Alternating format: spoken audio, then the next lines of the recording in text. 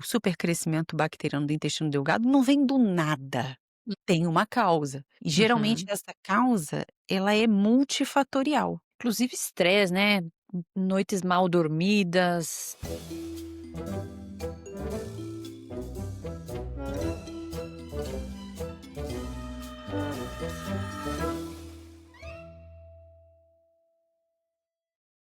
Olá, pessoal! Sejam muito bem-vindos a mais um episódio do nosso podcast A Raiz do Problema. E hoje nós vamos trazer um caso muito interessante sobre SIBO, supercrescimento bacteriano no intestino delgado. Vamos nessa, Andréia? Vamos nessa, Carol. Então vamos lá, eu vou trazer o caso e depois a gente segue com as nossas discussões. O caso de hoje é de uma mulher de 34 anos, cuja ocupação era gerente de banco. Trabalhava por longas jornadas, num horário meio adverso para a alimentação. Sua queixa principal é distensão abdominal após as refeições e uma evacuação amolecida de caráter intermitente há alguns meses, ou seja, ela se alimenta e depois que ela come, ela percebe que o abdômen dela dá uma certa distendida, fica volumoso, com gases, e o padrão evacuatório mudou. Ela tem apresentado fezes moles, mal formadas. Nessa história, ela relata que essa distensão abdominal vem se tornando bem importante. Ela fica com a sensação de que aquele estômago está cheio, ou seja, tem uma plenitude gástrica, muitos gases, e que esses episódios de diarreia têm incomodado bastante o dia a dia dela. Esses sintomas pioraram há mais ou menos 8 meses. E isso a fez procurar atendimento médico. Ela conta também que esses sintomas são mais intensos de 30 a 60 minutos depois do momento em que ela se alimenta e associa eh, a intensidade deles com um consumo maior de carboidratos fermentáveis, como pães, massas e algumas frutas. Além disso, ela conta que de manhã ela frequentemente acorda nauseada, enjoada, mas não chega a vomitar. Ela não tem febre, não tem sangue nas fezes e não teve uma perda de peso significativa nesse período. Além dessas questões, ela tem um diagnóstico de hipotireoidismo há cerca de 3 anos e faz um uso irregular, porque muitas vezes esquece, do hormônio tireoidiano. Já teve algumas gastrites, tendo feito algumas endoscopias com esse diagnóstico, e não fez uso de antibiótico nos últimos meses, mas ela relata vários ciclos de sinusite no ano anterior. Uhum. Bom, em relação à alimentação, acho que isso é importante, né, Andréia? Com certeza, com Pois é. certeza. Sobre a alimentação, o que acontece? Ela consome muitos carboidratos refinados, que são aqueles alimentos já prontos, de consumo rápido, tem uma dinâmica de vida bem intensa, consome poucas fibras, uma baixa ingesta de fibras e é sedentária. Não pratica atividade física regular. O estado geral dela é bom, e aí ela fez um teste respiratório para pesquisa de SIBO, o teste respiratório do hidrogênio expirado, e ali o resultado veio positivo. Além disso, tem uma vitamina B12 limítrofe para baixa e um ferro levemente reduzido.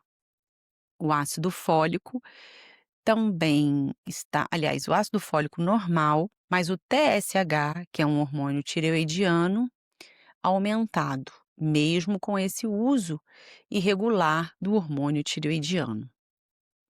Agora, André, eu trago esse caso para você.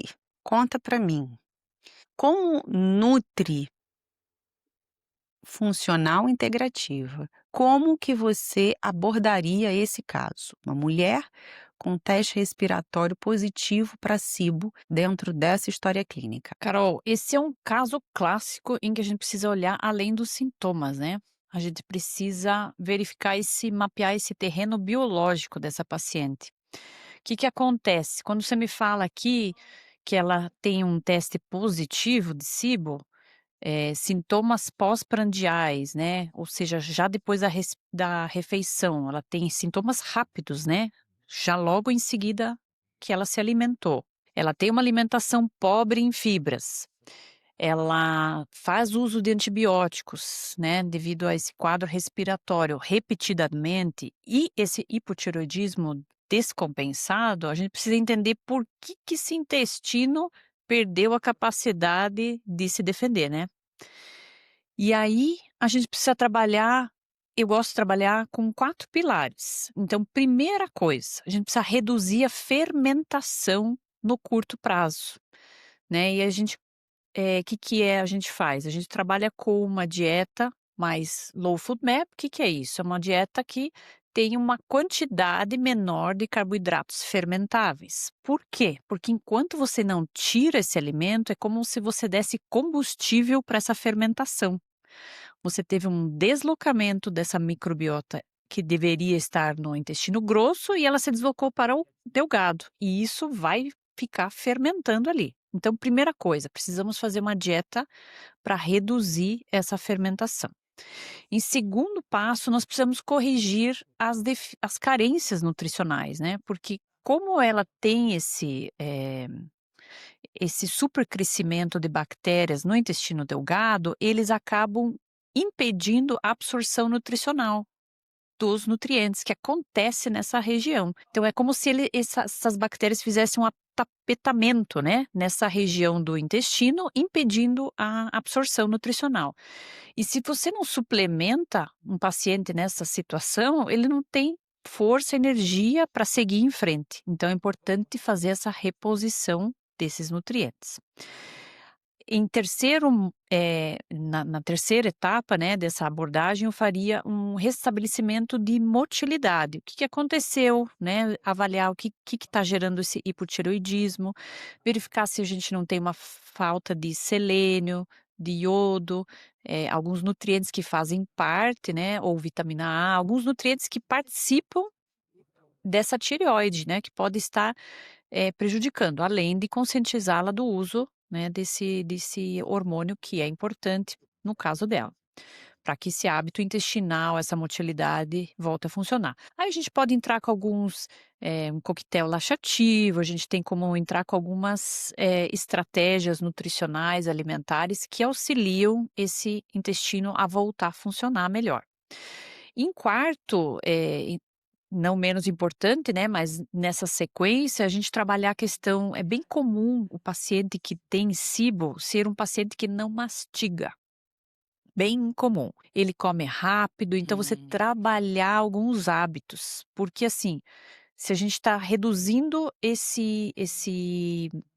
essa fermentação, né, a gente precisa também garantir que não volte a existir esse acúmulo de bactérias ali, porque mastigou pouco, daí começa a se acumular aquele alimento novamente no intestino onde não deveria, né. Você trabalhar com intervalos de refeições adequados, estimular o paciente a não comer a comer mais devagar, não comer correndo, que é a história da mastigação, né, bem comum. E a gente voltar a ter, hábitos alimentares mais saudáveis, né, e ensinando ele a comer mais fibras, ter um aporte proteico mais adequado, então a distribuir melhor a fazer trazer um padrão alimentar mais saudável para esse paciente, né, menos ultraprocessado, e é um processo, né, você tem que ir educando o paciente, né, para que ele vá aderindo. Mas são 4 etapas para a gente atender de forma adequada um paciente que chega para nós com SIBO. E Carol, me conta uma coisa, o que você acha que aconteceu nesse paciente? A SIBO veio primeiro ou o hipotireoidismo chegou primeiro para esse paciente? Hum, isso aí é uma boa pergunta.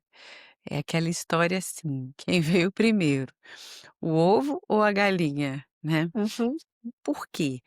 Porque você mesmo mencionou que o supercrescimento bacteriano do intestino delgado atrapalha a absorção de micronutrientes. Então, se se for o caso do cibo ter vindo primeiro, a gente tem uma deficiência de micronutrientes por conta desse atapetamento por bactérias de má qualidade, bactérias mais patogênicas dentro do intestino.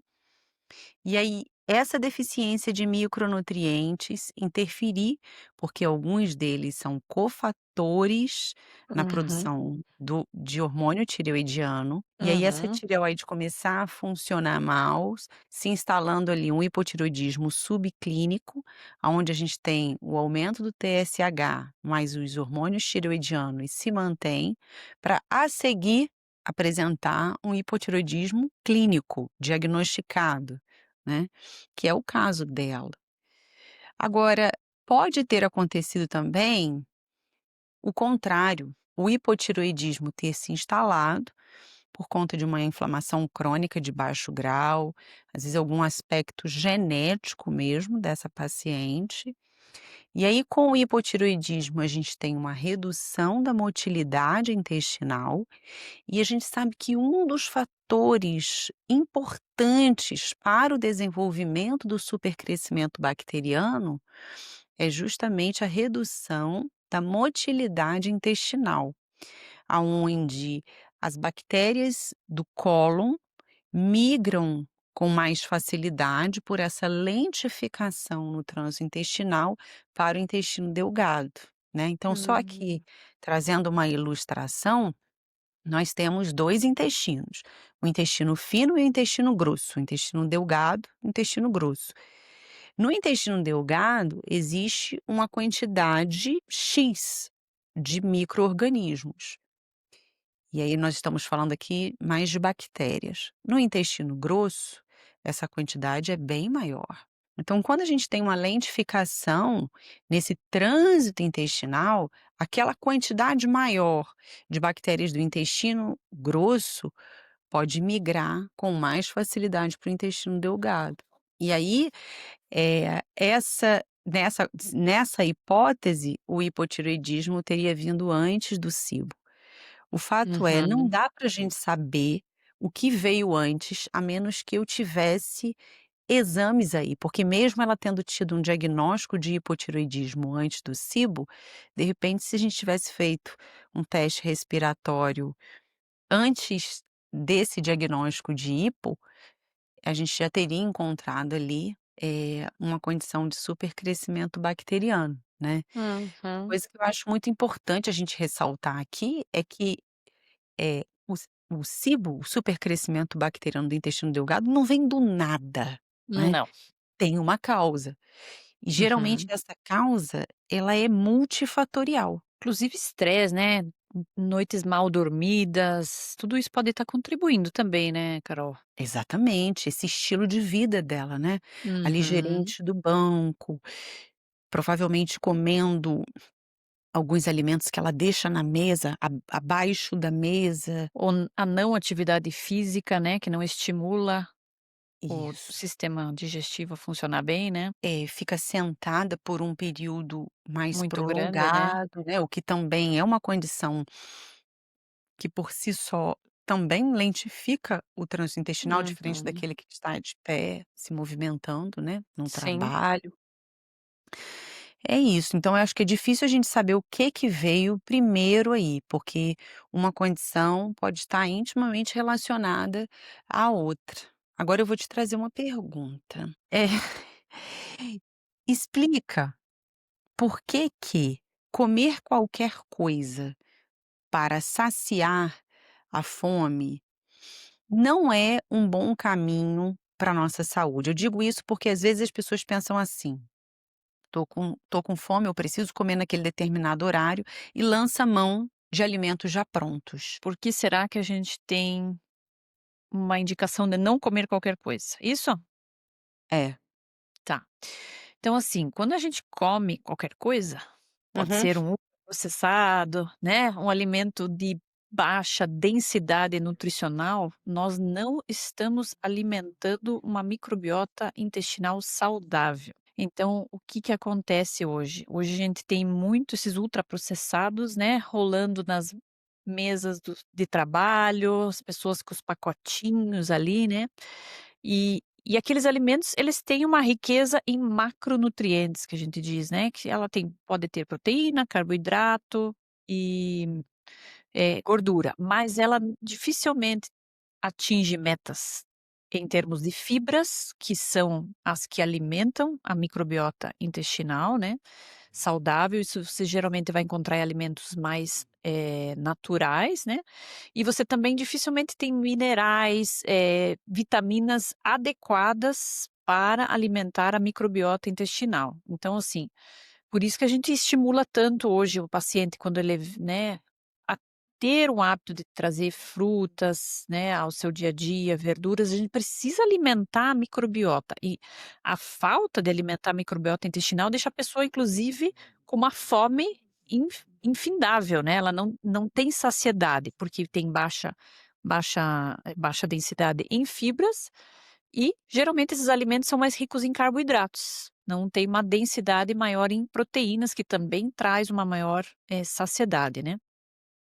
Então, esse é um É, dos motivos porque a gente precisa cuidar para não comer qualquer coisa que aparece na frente. muito bom, André. Você sabe que eu estava esses dias conversando com uma amiga e ela estava chamando a atenção, assim, de um mercado que a gente frequenta, como que as prateleiras daquele mercado, as prateleiras de que logo que a gente entra, estão sendo tomadas por suplementos. Ah, Antes é? havia uma disposição, assim, pequena e de repente aquilo ali foi tomando mais prateleiras, sabe, sugerindo a nós que aquilo ali está vendendo bastante. Eu estou falando de Uhum. bebidas enriquecidas com proteína, eh, também suplementos já prontos, produtos acabados, vitaminas. Por um lado, isso muito bom, mas trazendo uma impressão de que existem pessoas que estão, tomando aqueles alimentos já prontos, considerando que eles têm valor nutricional semelhante a ao que a gente planta e colhe. Sim, e hoje em dia a gente precisa ter esse discernimento, né, porque a indústria não perde tempo, né. Ela precisa vender, ela precisa atender uma demanda de facilidade, né, ou nada nada, as pessoas buscam facilitar o seu dia a dia, né. E aí a indústria fica em volta, né, que será que vai vender? E ela vai atendendo essa demanda, né. O que a gente precisa, nos nossos dias, trazer aos nossos ouvintes, aos nossos pacientes nada vai ser melhor do que comida de verdade. Não tem. Sim, Comida de verdade é aquela que vai trazer densidade, nutricional em termos de vitaminas e de nutrientes. E hoje, para a gente não desenvolver doenças, eh, as doenças, que a gente diz que são as crônicas, doenças, crônicas, né. exatamente, que são as doenças dos nossos dias, como câncer, doenças neurológicas e tal, eh, o que que a gente sabe? Que as doenças crônicas têm se instalado pela falta de nutrientes de verdade. Então, Sim, quando a gente entende isso, a gente está pensando assim: "Ó, preciso me alimentar para não desenvolver doenças crônicas não transmissíveis também", né. E aqui, voltando ao caso de SIBO, se não houver mudança de hábitos, o SIBO volta, e a gente sabe disso, né. Então precisa trazer uma mudança de hábitos, no sedentarismo, na alimentação, né, precisamos cuidar com o que a gente vai trazer e colocar no lugar, né. sim. Ou seja, voltar, àquela prática que eu acho que você é muito intencional aqui na no seu compartilhar, né, das redes sociais, da frequência da feira Uhum. e do indivíduo na cozinha de casa. Sim. Não tem coisa melhor, né, amiga. Vamos conversar aqui, né, pertinho. O que que acontece? Quando você entra no mercado, que nem você está falando ali, é o alimento, pasteurizado, ultra, né, ele tá ou ele é um processado ou ele é um ultraprocessado, ele vai ter adição de aditivos, né, a gente sabe que os aditivos alimentares que a indústria utiliza, eles são importantes para garantir vida de prateleira, sim, mas a nossa microbiota, a nossa saúde digestiva, ela não é. Então assim, eh, vamos viver sem nada? É difícil nossos Uhum. dias, mas precisamos gerenciar isso e trazer consciência aqui, né, de utilizar pontualmente, mas não deixar isso virar um hábito. Então, todo dia na minha mesa do trabalho está aqui aquele pacotinho pronto. Puxa, por que não uma Uhum. fruta? Por que não uma panquequinha que você preparou antes de sair para o café da manhã, já faz para o teu lanche da tarde, né? Então, que pode ser mais proteica, ter mais riqueza de fibras, pode ter uma fruta ali no meio, né, em Sim. vez de pacotinhos prontos. E aí uma Uhum. pergunta, Carol, seria o seguinte, né, a gente trata o cibo com antibiótico, né, a gente sabe que é uma forma de tratar essa condição. Por que que não adianta tratar só com antibiótico esse paciente? Sim, porque é o seguinte, a instalação desse supercrescimento se deu por condições que são multifatoriais. Uhum, Se a gente utiliza um antibiótico, por mais potente que ele seja, na eliminação do excesso de bactérias patógenas, num momento inicial, certamente a gente vai ter alguma resposta ali. O paciente pode relatar uma melhora na distensão abdominal, também nas náuseas. Agora, geralmente, em tempo bem curto, aquele processo retorna, porque não uhum, adianta tratar esse excesso de bactérias sem tratar o meio em que elas se encontram.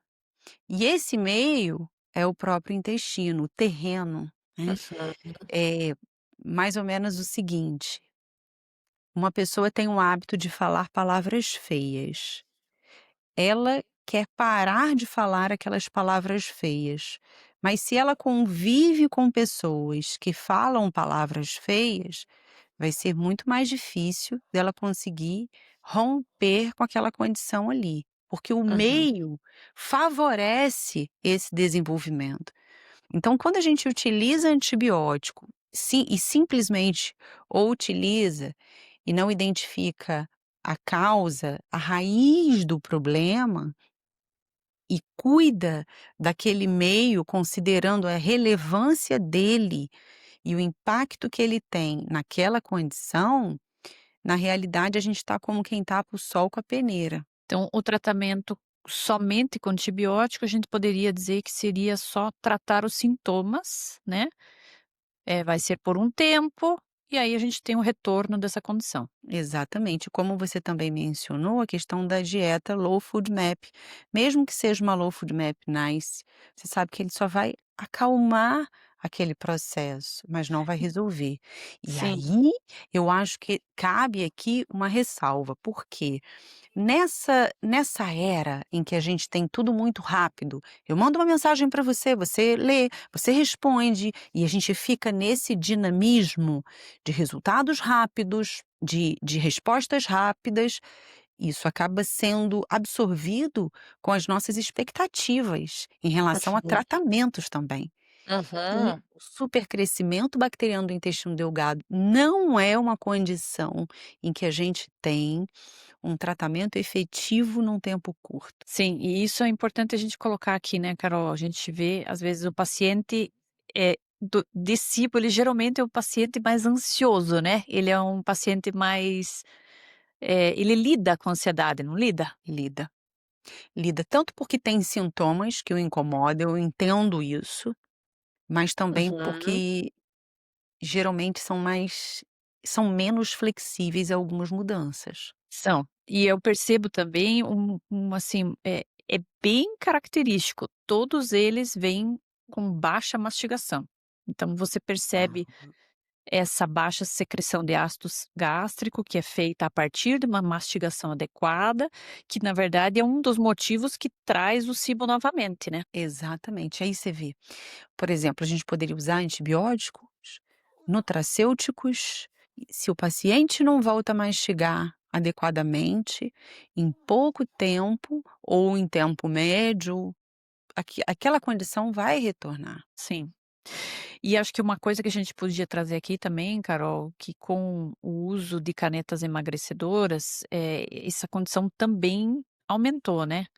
É uma questão que Sim, precisa o paciente precisa ficar atento, né, às vezes por uso de anos, que na verdade não deveríamos, né, a gente deveria usar por um tempo específico para alcançar mudança de hábitos, nessa mudança de hábitos perder peso, às vezes a pessoa fica usando, né, essas canetas por anos e anos, e aí acaba promovendo esse deslocamento também, porque as canetas emagrecedoras diminuem a velocidade do trânsito intestinal, em alguns casos traz um quadro mais constipação, né. sim, especialmente os análogos do GLP-1 isolados, né.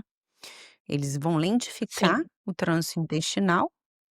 E a gente sabe que tem ali um impacto no microbioma. Sim, tudo bem, tem outros estudos que já começam a mostrar nos camundongos, coisa que a gente trouxe aqui num episódio anterior sobre canetas emagrecedoras e que mostram uma melhora da disbiose e tudo mais. Uhum. Mas, e a gente está falando de análogos GLP-1 com GIP, mas de um modo em geral, as pessoas utilizam doses altas de análogos do GLP-1, das canetinhas, não se atentam à ingesta de fibras, até porque quando a gente consome mais fibra, a gente tem saciedade, e aquele indivíduo que usa as canetinhas emagrecedoras, ele já está num nível de saciedade bem, com um limiar, né, bem elevado, porque come um pouquinho, já se sente saciado, não consegue comer a quantidade de fibra, ingerir o adequado, quer dizer, o intestino sofre, então uma coisa vai levando a outra, né. Sim, sim. E por isso que, assim, é importante a gente ter esse acompanhamento nutricional desse paciente que resolve usar a canetinha para a gente evitar esses quadros também, né. Exatamente. Porque hoje a gente No tem final das algumas contas, estratégias, né. sim, sim, de suplementos, né, organização dessa dieta, Uhum. desse plano alimentar. Eu acredito que tudo aquilo que foge bastante do natural ou foge um pouco do natural, o que seria o natural? A comidinha simples, né, nós Sim. ficamos mais sujeitos a alterações tanto fisiológicas, imunológicas, metabólicas, que vão trazer comprometimentos maiores à nossa saúde, né. Então, nesse caso aí, a raiz do problema está: volte a ter hábitos mais saudáveis, mastigar mais, Uhum. né, Mais consumir exercício, né. o movimento, né. O movimento é bem importante, né. Atentar para o sono, porque nós sabemos também que o sono ruim é sinônimo de uma microbiota menos variada e mais patógena também. Sim, exatamente. E aqui É, encontramos a raiz do problema da SIBO, né. Temos raiz desse algumas hipóteses aí, né, quando a gente olha ali esse paciente, né, esta paciente, né. é. Então fica aqui, né, a nossa orientação de que pacientes portadores de supercrescimento bacteriano do intestino delgado ou com sintomas que podem estar associados a essa condição e ainda não têm o diagnóstico, merecem um acompanhamento bem de pertinho, com orientações que vão muito além do que o uso, uma prescrição de antibiótico. É necessário dar os braços a um profissional, um nutricionista que compreenda do assunto e saiba manejar, também suplemente de maneira adequada, né. Trazer aqui também, acho que a última coisa é a questão do hipotireoidismo, não negligenciar isso, né, Carol, porque tem uma relação direta com essa lentidão também. Sim. E eu imagino que ela com 34 anos ainda está conseguindo driblar alguma coisa, mas dali para frente nós sabemos que vai ficando mais difícil.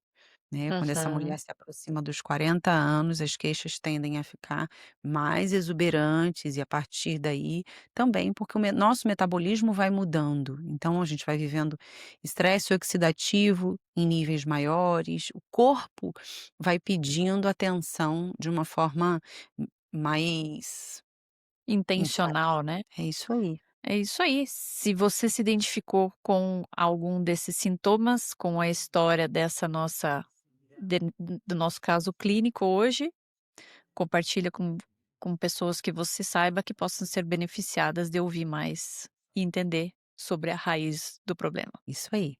Até a próxima. Até.